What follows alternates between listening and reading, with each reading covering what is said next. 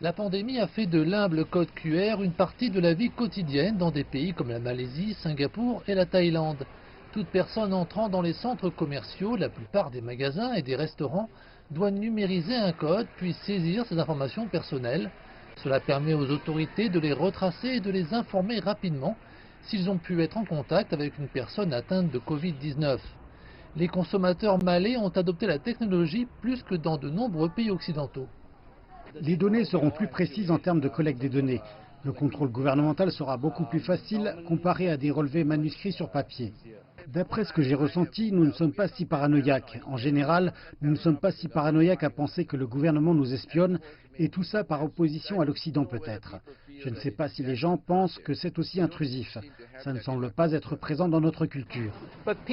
Les gens ont été beaucoup plus lents à adopter et à accepter les applications qui utilisent le Bluetooth pour connecter d'autres utilisateurs et stocker des informations sur les personnes avec lesquelles nous avons eu des contacts étroits. Certains peuvent également résister au saut entre la numérisation de leur température et l'utilisation de la technologie de reconnaissance faciale.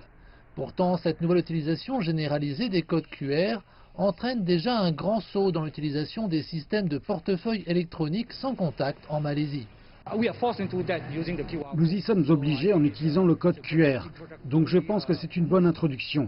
Il y aura donc une acceptation plus facile en utilisant un mode de transaction plus numérique.